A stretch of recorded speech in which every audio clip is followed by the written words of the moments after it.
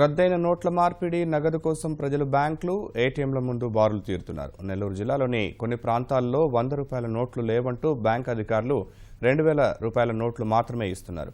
తూర్పుగోదావరి జిల్లాలో బ్యాంకులు ఏటీఎంల వద్ద రద్దీ కాస్త తగ్గింది. 200 కోట్ల రూపాయల నగదు అవసరమని జిల్లా యంత్రాంగం ఆర్బీఐకి ప్రతిపాదనలు పంపగా 71 కోట్లు మాత్రమే వచ్చింది.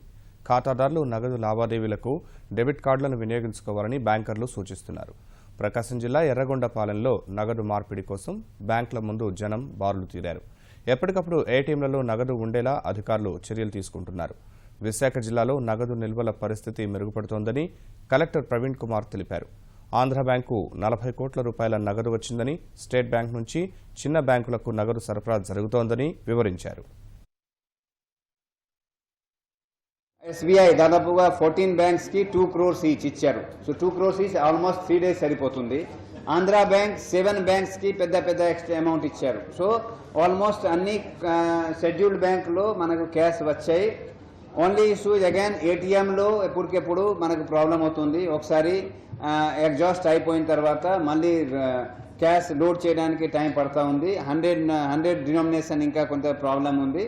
కానీ అన్ని బ్యాంక్ కౌంటర్స్లో అట్లీస్ట్ 2000 కానీ 100 కరెన్సీ కానీ ఉంది. ఎప్పటికెప్పుడు మన ఎంత డిమాండ్ ఉంది, ఎంత సప్లై ఉంది, ఆర్బీఐ దృష్టికి తీసుకువచ్చి అక్కడ నుంచి అమౌంట్ కూడా తెప్పిస్తున్నాము. సో నెక్స్ట్ 2 days దీంతో పాటు బ్యాంకింగ్ కరెస్పాండెంట్స్ అన్ని ఫీల్డ్లో SBI వాళ్ళు అన్ని యాక్టివ్ ఉన్నారు. ఏటీఎంస్